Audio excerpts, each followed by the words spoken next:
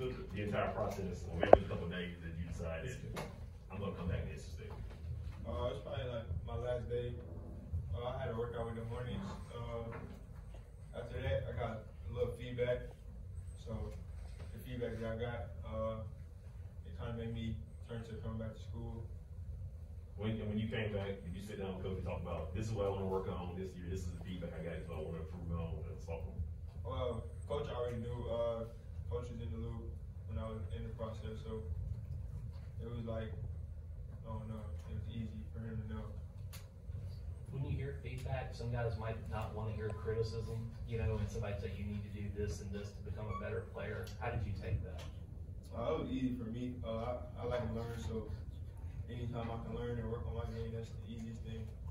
You've always said that you loved NC State. This is the school you rooted for and wanted to go to for a very long time. How much did that play into coming back for another year here? It played a lot. Played a big role.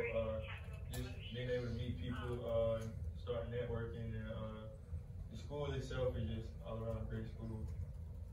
Coach Keys was talking about you needing to maybe step into a leadership role even more, even as a sophomore. Is that something that excites you to know that, you know, this is a team that you can step up and lead? Yeah, it does. Knowing that I come from leading the school, I feel like I can be that guy. When you were going through the draft process, a lot of the gurus started to compare you to Jordan Poole, which I don't know if you were aware of that at all. What is that a good comparison? Did you like that? And then you see him in the finals with Golden State? Yeah, I like that comparison. Yeah, that's a good comparison to me. What's the stage like to come by now? What's your biggest takeaway from being on that stage and competing against guys who are trying to get to the next level? I would have to say just learning, working on my game and learning new things from veterans that played in the league or people who just played in the league professionally. So that was probably the biggest thing for me.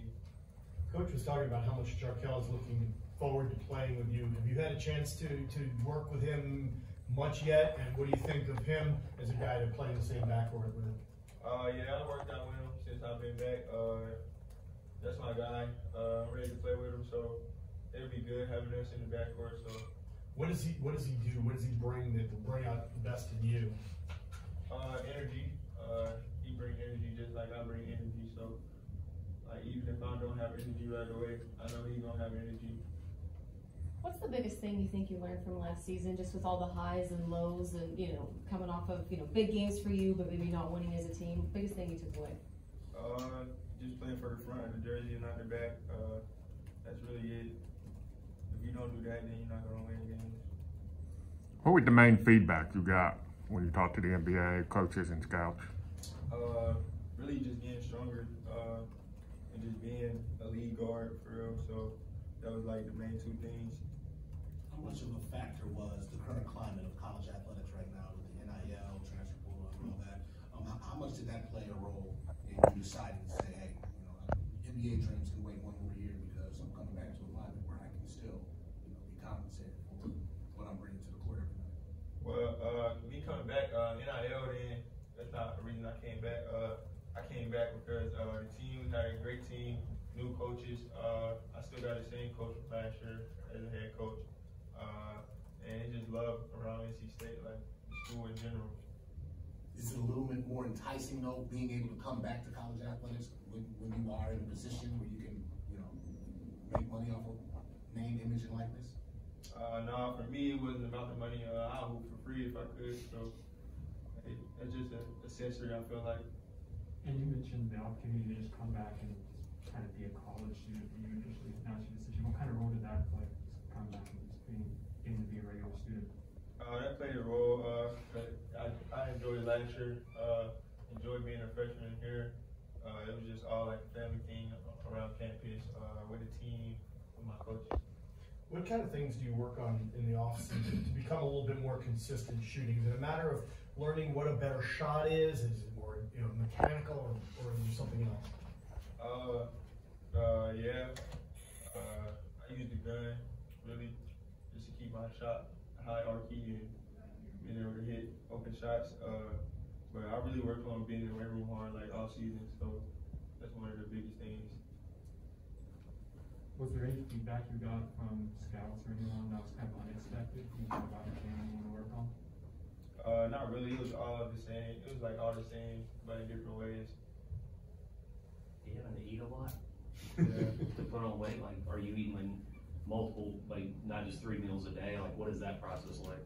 Oh, well, with that, I don't know. I eat a lot anyway, so I don't know what to eat. What's the ideal weight that you want to be at come November? 175, 180, What are you now? 169. Last time I checked. Did you get any feedback about your weight and your size or whatever during your NBA draft process? Oh yeah, for sure. And that's basically been said. You just put a little bit more weight on. Yeah. Gotcha. What was it like? What was it like following from a distance where you knew you were getting new teammates, and every other week it'd be somebody else who would transfer in? What was it like watching, seeing that process and like trying to learn about these new guys? It was fun for me. Just knowing you're gonna have a new team, different type of players. So new bonds, you can start fresh. I feel like watching it from a distance was fun. I watched from a distance, but I kept in contact with those guys even when I wasn't here. So that was fun. Obviously, it's hard to have the type of success you had in high school. But do you ever envision it helping NC State to great heights? What would it mean to you to be a part of that?